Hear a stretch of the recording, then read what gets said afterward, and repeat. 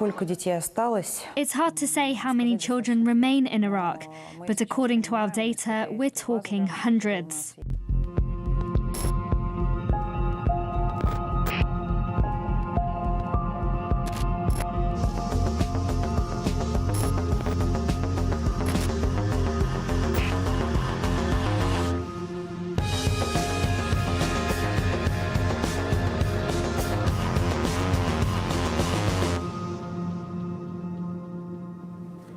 Okay, it's a complicated subject. Let's bring in a panel of experts to discuss what can and what perhaps should be done regarding the fate of these orphans. Introducing from left to right as I look at it, we have Janice Atkinson, who's an independent member of the European Parliament. Good evening to you.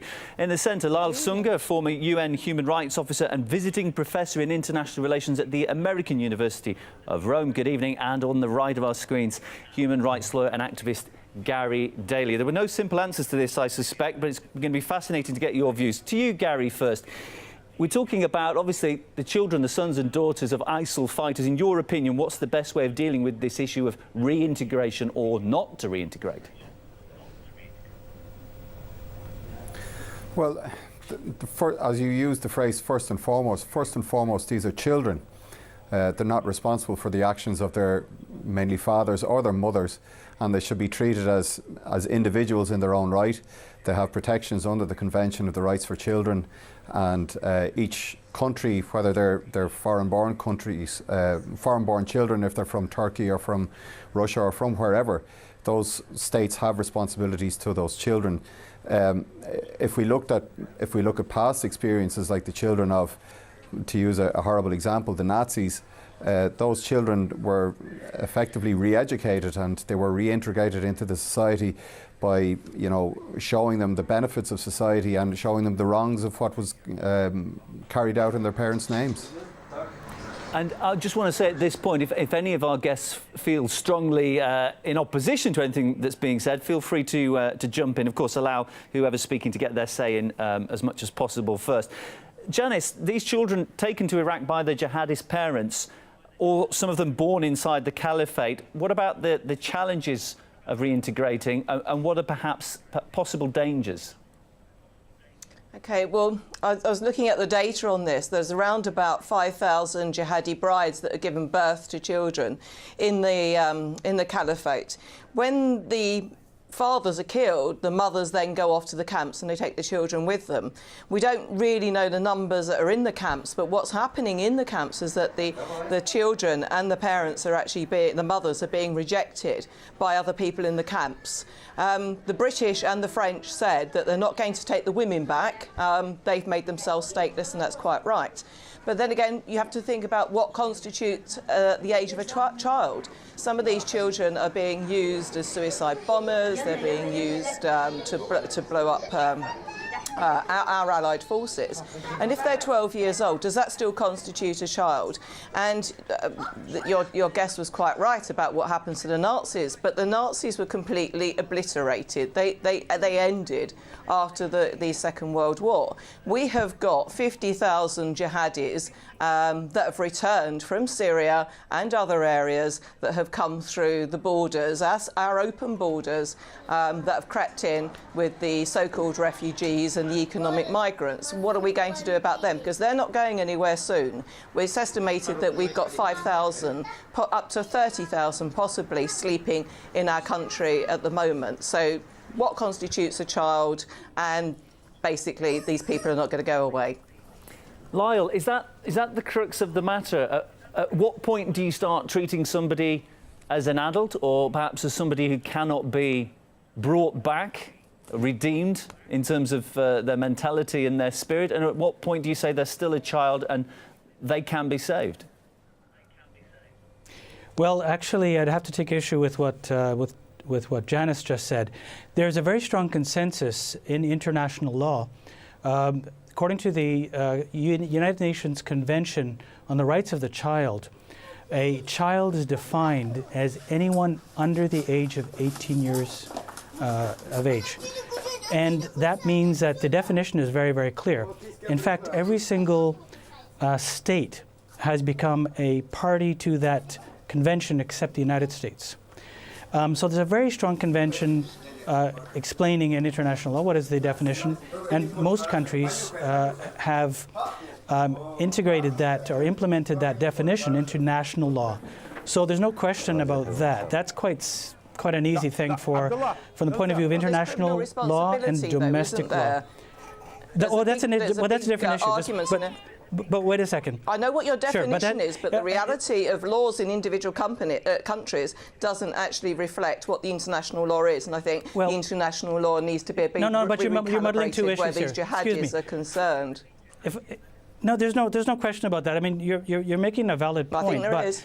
You're mixing up two issues with respect, because on the one hand, the definition of child is very clear. The age of criminal responsibility, which Janice is raising just now, is an important issue, and but that doesn't mean that if you commit a crime, you're no longer a child. I mean, that's just a non sequitur. What the issue is that a person who's under the age of 18 and who commits, say, a war crime or a crime against humanity can and should be prosecuted for it down to a certain age. And most domestic jurisdictions recognize that. For example, in the UK, or where I'm from, Canada, or from other jurisdictions, you could be prosecuted in juvenile court and with special protections for the child, and according to procedures that protect the best interests of the child, but still be held criminally responsible. So let's not mix up the issues between criminal responsibility, which is important, and the definition of a child. Otherwise, we're going into the realm of illogicality by saying, well, if you commit a crime when you're 17 or 16 or 15 or 14 or whatever it is, you're no longer a child. But that's just not square with the very strong universal consensus on the definition of child. Well, I just want to bring Gary into this, if I may, just to get his views. Just because, following up on what you've said, are we trying to apply a Western standpoint to perhaps a part of the world that where people live in a very different way? You could be dealing with, there have been children as young as 10 years old posing with rifles who've been living within a terrorist camp and have been brought up a certain way. And now they're obviously growing up very differently and a lot faster and a lot more aggressively than children, say, growing up in the UK. Is it right to try and apply the same kind of legal principles to children in that situation? What do you think, Gary? Well, Neil, as Lyal referred to there, and I mentioned earlier, the Convention of the Rights of the Child, most states, apart from America, have signed up to it, including Iraq, and those rights apply to the children just as much there as they do in Ireland or the UK. And to treat children differently just because there may be different cultural norms would be a horrendous state of affairs. And I just wanted to pick up something that your panel member, Mrs. Atkinson, mentioned there about open borders. I volunteered for quite some time in the Calais refugee jungle, in the jungle refugee camp in Calais in northern France. And there were many children there. And in fact, a very great parliamentarian in the UK called Lord Dubs pushed to have an amendment to the immigration legislation that was passed in, I think, 2016 in the UK to have unaccompanied minors brought from the camp in Calais and across Europe over to the UK. And there was a violently awful reaction in the tabloid British media where children who were being brought across, 14, 15-year-old children were being brought across because they had been through awful situations. It was written across their face, and they didn't look like cherubs, but they were vilified in the British press. And because you know, to try and treat children, and they are children. And Lyal is absolutely, sorry, I didn't interrupt you. Lyal was absolutely correct to say, so you're absolutely incorrect. I worked with those children. I'm also a boxing coach. I've been to Calais 6 times. I worked with those children over there. Okay, well, I've been to Calais 6 times. You clearly didn't meet the same children I did. I've been to the Greek refugee camps as well. Okay, I just want to bring Janice back in. Okay, I have been in the Greek refugee camps. I do want to bring you back in, Janice, but first of all, I want to hear from the Russian Children's Rights Commissioner. She was saying that it's still possible to fight the radical ideas that may have been instilled into children by the jihadists. Let's just hear what was said. The right influence, good intentions, and outlook of relatives and those who take care of such young children can reduce or even counter all the radical ideas indoctrinated into them in Iraq. It's well known that the vast resources of a child's psyche allow for a high chance of full rehabilitation. So, I mean, would you go along with that, Janice? There may be a lot of hatred in some of these children. May have seen family members killed. They may have been told to hate the West, to hate certain religions or mentalities. Do you think they can still be saved? I hope they can. You know, I'm a mother of 2 children, and as I said, I've been to the Greek camps and I've been to Calais, and my heart goes out to them. But we've got to be very, very careful. I mean, how we rehabilitate. The trouble is, in our country, is that we've still got 72,000 children of our own that are in care. We don't have the facilities, we don't have the psychiatrists, we don't have the foster carers, etc. I hope so. I mean, you've got very less children in Russia that have gone to fight the caliphate, and I know that you've identified a few hundred. I hope you can rehabilitate them with their families, but you've got to look very carefully and very strongly at those families and decide whether those families are actually capable of caring for those children and whether they have radicalised tendencies, and if not, put them up for adoption. I want to talk about the mental state and the physical state of the children. The legal situation. Sorry, go ahead, Gary, go ahead. Sorry, Neil. Just what Ms. Atkinson said again there, that ignores the legal situation again, which Lyal referred to earlier on. There are protections for children under domestic legislation. In Ireland, for example, if a parent is deemed an unfit parent, the child is removed and placed into care. So to say that, you know, we worry about what these parents will do, if the child is in a damaging environment, that child will be removed from that damaging environment and placed into care. Now, I want to play another video now, if I may. I can maybe offer something here. Yeah, go ahead. OK, you'll have you say. You go ahead first, Lyal. Thanks, Neil. A couple of things.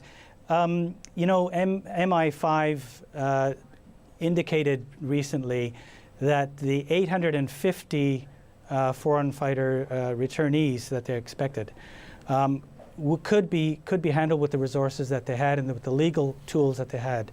And you see greater numbers in some other countries. So I'm not really sure where Madame Atkinson is getting her figures from. But aside from that point, let me say that Eurostat, UN, UK. Okay, the difficulties that she has raised are not to be ignored. I think they're important, and that is that there is a real risk that children who have been heavily indoctrinated and have become inured to violence and maybe have perpetrated some atrocities themselves have to be monitored and rehabilitated very carefully. And it's not an easy task. So I respect very much what she's raised there as a point. And that point's not so much to say, well, we just have to marginalize or ostracize or reject these people. These are children, after all. But maybe follow the international standards. And I would refer to the 2007 Paris Principles and guidelines, which say that the best interests of the child in these situations have to be promoted. If there has to be a prosecution, that it should be according to international human rights standards and juvenile justice standards. So that's Lyal, sorry to interrupt you. When you talk about monitoring the children, sure, are you talking about they should actually be under surveillance? They're considered a risk in the same way that people who might be on a watch list might be? No, and I'm glad you raised that, because I didn't mean it in that sense. I meant in terms of rehabilitation and social reintegration, that, I think the Dutch National Counterterrorism, Security and Counterterrorism Directorate has come up with a good solution, because they also, here in the Netherlands, we also have returning fighters and some ISIS children where one or the other parents has a Dutch connection. And the approach that the Dutch are taking is to say that the focus very much has to be on a tailor-made rehabilitation, which is multidisciplinary, has to be done very carefully. They don't underestimate the challenges, and MI5 has done the same. They say the challenges are going to be great, but the tools have to be multidisciplinary, and there has to be a number of approaches that draw on best practices. We have best practices from Sierra Leone, Liberia, dealing with the FARC in Colombia, El Salvador, and many other countries. And so there's a body of practice out there. Uganda, Mozambique, there are child soldiers, Rwanda, and I've seen, I've been to many of these countries, and I've seen child soldiers in the field in Nigeria. And you see somebody with a machine gun, and you can be hard-hearted and say, well, the person's got a machine gun, they're under 18, they have to be, they're doing something illegal, they have to be rejected. But that is not a very humanitarian approach, and it's also short-sighted. Sorry from to a interrupt you, security Lyal. I just want to bring Janice back in, and I want to ask the question a lot of people watching this will be thinking, which is that these children have been influenced to such an extent now that they can't be saved, and they are going to be a threat, and they are going to be a danger, and they will have an opportunity to enact vengeance. Is that not something? Wouldn't it be foolish to not consider that possibility? Every time I take part in one of these discussions, I'm up against the human rights industry. They talk in the human rights industry language. They don't want to talk about surveillance. Why should we not be having these children under surveillance? They talk about best practices. And your guest quotes many countries around the world where there's war-torn situations, but they just talk in gobbledygook. Why don't you actually explain to the people watching what you think your best practices are, what results you've had, and what you would actually do, because we're not hearing that from the industry. Well, I can respond to that since it's a direct challenge. And, I think if I would challenge that challenge, I would respond to it by saying, the research is out there. And, I wouldn't say that it's a guarantee, and I wouldn't say that the longitudinal surveys have to be done, which shows really the effect much more than, we don't have the full information. But we've seen, I've been to Uganda where people have been reintegrated from Lord's Resistance Army children who have been reintegrated back into society. And they were clearly victims. I've been up to Gulu in northern Uganda. Are they under surveillance? And other places. Are they under surveillance? No, they're not kept under surveillance. They've been reintegrated, and there's a community support. So I think we have to also distinguish something that is important. And that is between, well, I've been there and I've seen the situation. But I can tell you that there is a distinction to be made between Iraqi and Syrian ISIS, children of ISIS, that are remaining in the theater. The Iraqi authorities have had difficulties registering them and getting certificates because ISIS is not recognized, and it shouldn't be. But that means the marriage certificates of parents are not valid. I do apologise for interrupting you, Lyal. We've got about 1 minute left, and I just want to give Gary the final word, give him a chance. Gary, anything in particular you would like to say on the issue now? And what kind of dangers do you foresee? I know that you want to give these children every opportunity, but you must have some concerns about the reintegration. What are the dangers that you would look out for?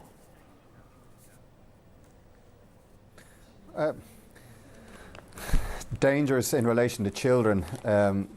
It's a difficult question, Neil, but you're going to have, I know lots of kids who have gone through a war-torn situation already, not necessarily the children of ISIS fighters, but they have gone through, they've watched their mother, their father, their brother, their sister be executed or decapitated in front of them. Those children are horribly damaged and psychiatrically damaged and need as much help as possible.